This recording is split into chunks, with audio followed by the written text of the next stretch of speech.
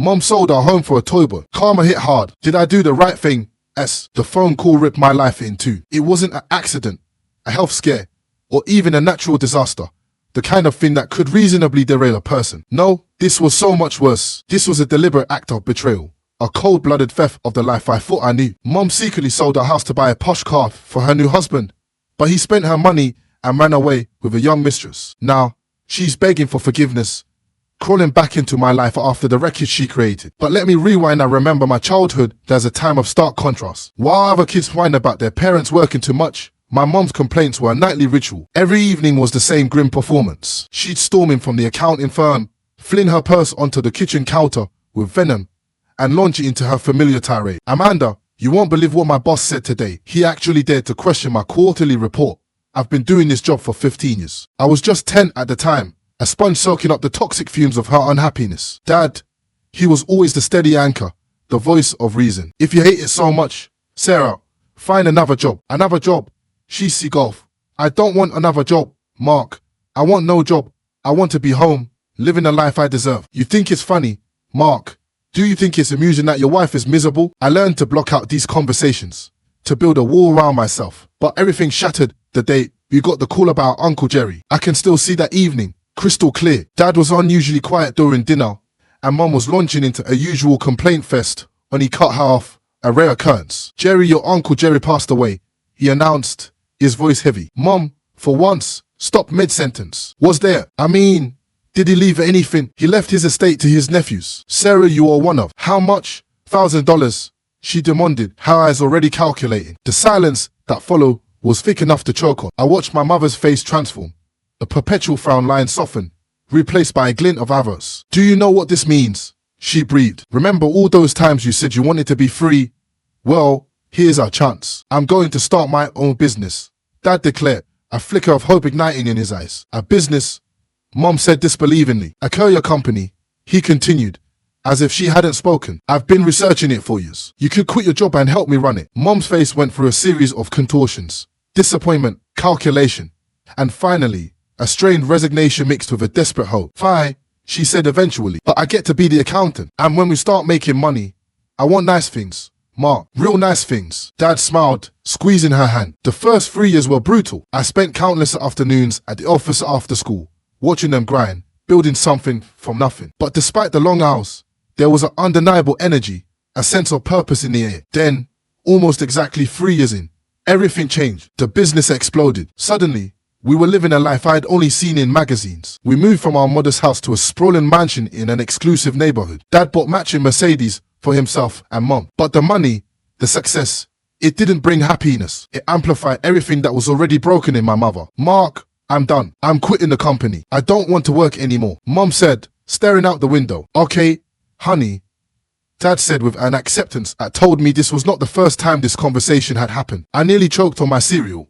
Just like that, just like that. Mom smiled, already scrolling through her phone. Oh, Melissa just got back from Paris. I should call her. Real friends started disappearing from her life one by one, replaced by a revolving door of vapid socialites and shallow acquaintances. While Mom was reinventing herself, I started spending more time with Dad at the office. I tried to learn about the business, to understand the empire he had built. Dad, I said one afternoon, hesitant, what if I told you I don't want to run the company when I grow up?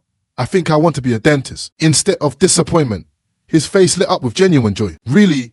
Tell me more about that. So I did. I told him about the biology classes I loved, about how fascinating I found dental procedures. He listened, truly listened, asking questions, showing genuine interest. Meanwhile, she was always off somewhere Aspen, Cabo, the Maldives with her new friends. I lost count of how many times I begged to go with her. Mom, can I come on your trip to Europe next month? I asked one day, bracing myself for the inevitable rejection. She didn't even look up from her phone.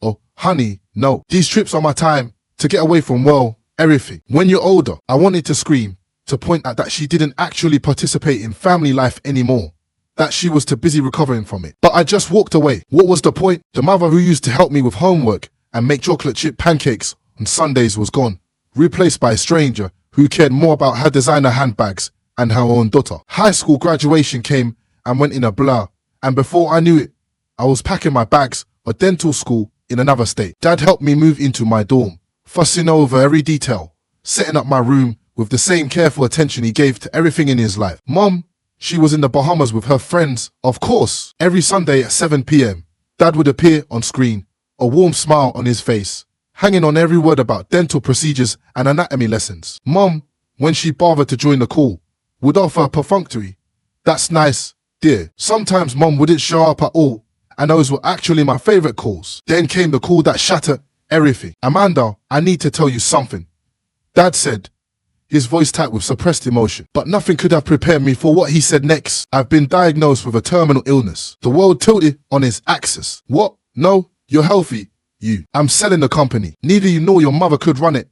And I want everything settled." Before he couldn't finish the sentence. He didn't need to. Those 6 months were a horrific blur. I tried to split my time between school and home, but it felt like I was failing both. He sold the company quickly for an obscene amount of money. Mom flitted around during his illness, playing the part of the devoted wife whenever anyone was watching. When she thought no one was looking, her eyes glittered with anticipation. A month after selling the company, Dad slipped away quietly in his sleep. I was holding his hand when it happened. Mom was at a spa, I think. The funeral was a production worthy of Broadway. Mom was clutching at the arms of her friends, barely able to stand. The perfect picture of a grieving widow in her designer black dress and tastefully subtle makeup. "Well," she said, almost immediately businesslike, "now we need to talk about money." I stared at her, numb with shock. "Mom, Dad just died." "I know, honey, but life goes on. And just think what we could do with the money from the company sale. I've had my eye on this gorgeous villa in Spain." Then there was the reading of the will. Mom sat next to me in a different black designer dress, of course, tapping her manicured nails against her leather handbag. The lawyer cleared his throat and began reading, droning on with the legal preliminaries until he got to the meat of it. "The family house is to be divided equally between my wife, Sarah Thompson, and my daughter, Amanda Thompson." I could feel Mom's tension building beside me. "Furthermore, the remaining assets, including proceeds from the sale of the business, are to be divided as follows: 60% to my daughter, Amanda Thompson, and 40% to my wife, Sarah Thompson." "This is ridiculous. There must be some mistake," she hissed, her voice trembling with suppressed rage. "There's no mistake, Mrs. Thompson. Mark was very clear about his wishes. Amanda, honey, you have to see how unfair this is. Your education is already being paid for. I'm your mother. I need this money to maintain my lifestyle. Maybe try spending less." The words tumbled out before I could stop them. Her face transformed instantly, the sympathetic mask dropping away to reveal raw fury. "How dare you, after everything I have sacrificed for you?" "What exactly have you sacrificed?" "Mom, you haven't worked in years. You've been on permanent vacation while Dad built everything we have. I don't have to listen to this." Gathering her designer purse and jacket, she stormed out. "When you decide to stop being selfish and are ungrateful, you know where to find me." The door slammed behind her with enough force to rattle the diplomas on the wall. "Mr. Peterson whispered, he wanted to make sure you were taken care of." Days turned into weeks. No calls, no texts, no emails. The silence was deafening, but also strangely peaceful. I threw myself into my studies. "She'll get over it," I told myself as I reviewed dental anatomy charts late at night. "She'll calm down eventually." What I didn't know that something else had been cooking for years. Then, one day, I was taking a study break, mindlessly scrolling through social media, when I saw it. A post that stopped my heart. It was from one of Mom's friends. "Sarah and Brad, love wins. So happy for you both." The photo showed Mom, beaming, standing next to a man I'd never seen before, dressed in an expensive suit. "Married," without telling me. My phone slipped from my numb fingers. "Married." I tried calling her immediately, my hand shaking so badly I could barely hit the right numbers. Straight to voicemail. Of course, that night I couldn't sleep. The image of them together kept playing in my head, a grotesque parody of happiness. The next morning, I made up my mind. I packed a small bag and caught the first fly home. The house looked exactly the same as when I left it after the funeral. The only difference was the shiny red Porsche in the driveway. That definitely hadn't been there before. Mom opened the door wearing a silk robe I'd never seen before. "Amanda, what are you doing here?" she asked, her voice laced with irritation. "I saw your post," I managed to say, my voice trembling. "You got married. Who is he?" "Just my daughter, who doesn't know how to call before showing up," she sneered. I felt like I had been slapped. "Your daughter who didn't even know you got married. My personal life is none of your business," she said, lifting her chin defiantly. "None of, Mom.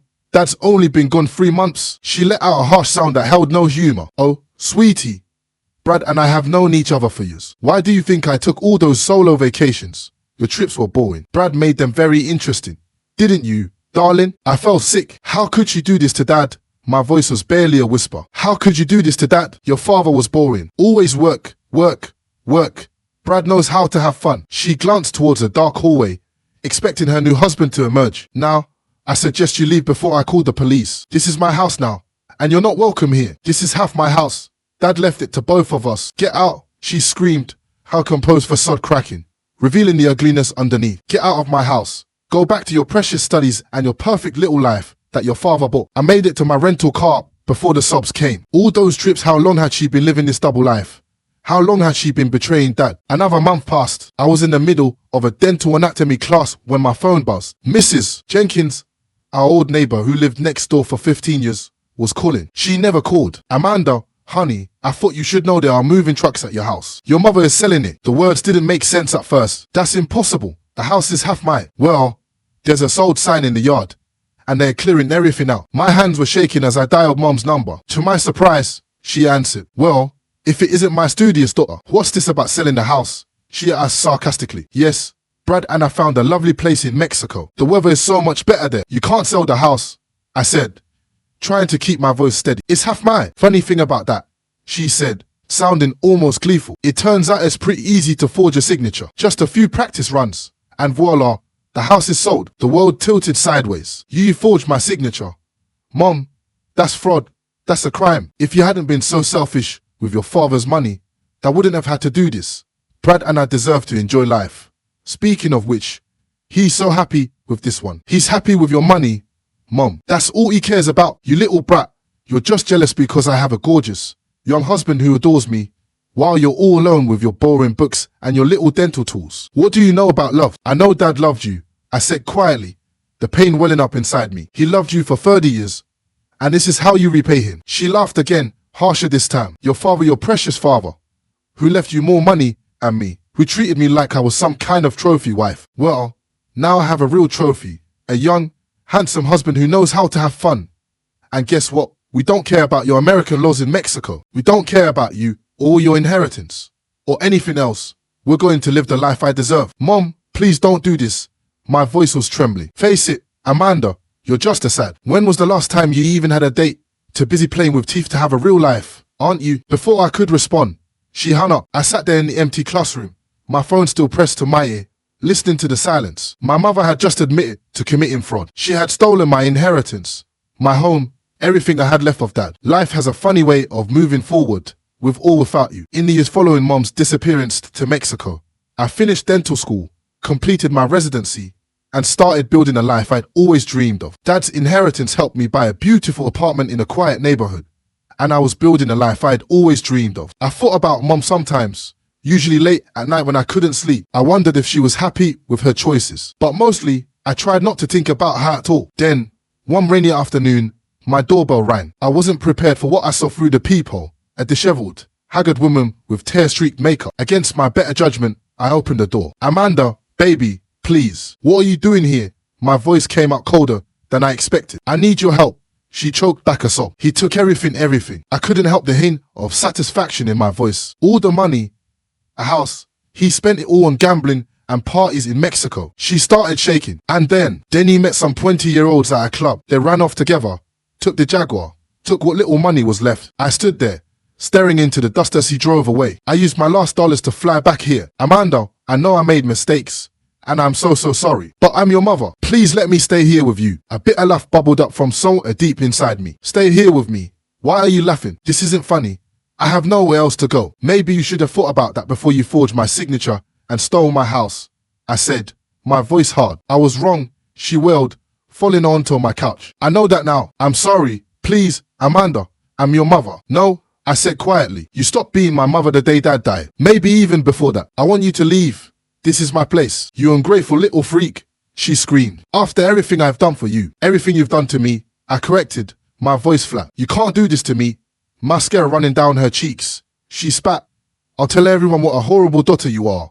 I'll tell them how you left your poor mother homeless. What will your fancy doctor friends think about that? Sometimes, the best weapons aren't weapons at all, but instead, the truth. Wait, there's something you should hear. I preserved at that moment. Oh, please. I stood and moved to my desk and clicked play. If you hadn't been so selfish with your father's money, I wouldn't have had to do this.